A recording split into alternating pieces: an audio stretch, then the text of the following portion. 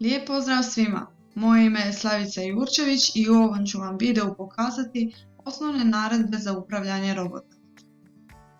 Da bi započeli programiranje robota u simulatoru, najprije je potrebno odabrati vježbu iz oblaka.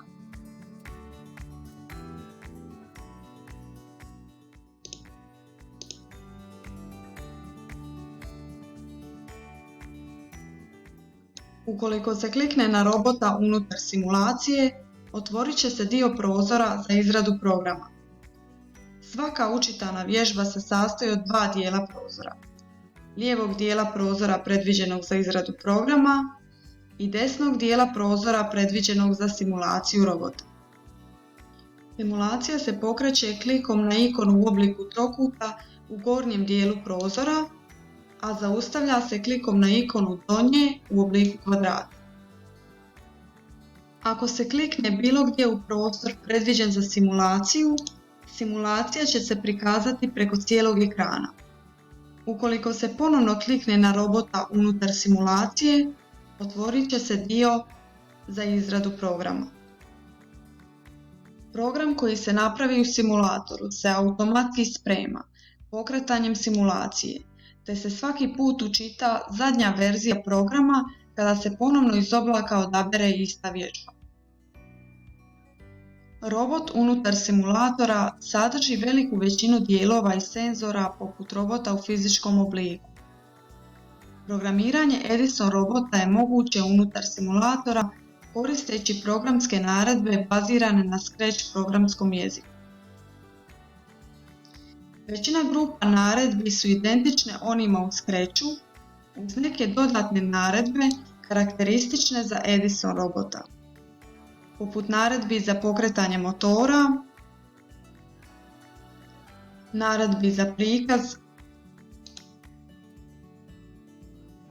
i naredbi za rad sa senzorima.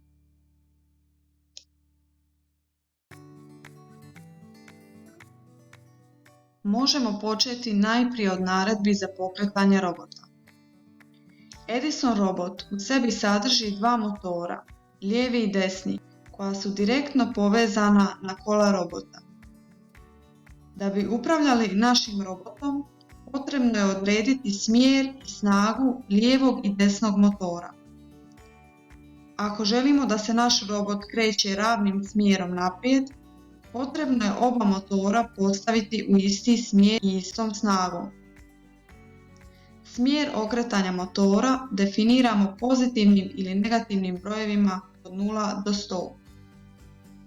Pozitivan smjer motora pokretat će robota naprijed, a negativan nazad.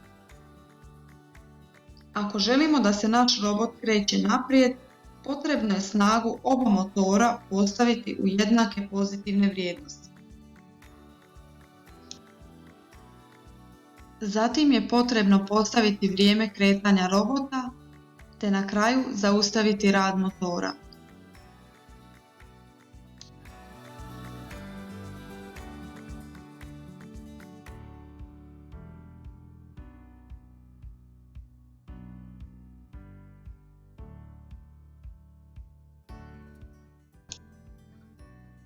Kada pokrenemo simulaciju, robot će se kretati ravnim smjerom naprijed 1 sekundu. Ako želimo da se naš robot kreće unazad, potrebno je da oba motora imaju jednaku negativnu vrijednost snage.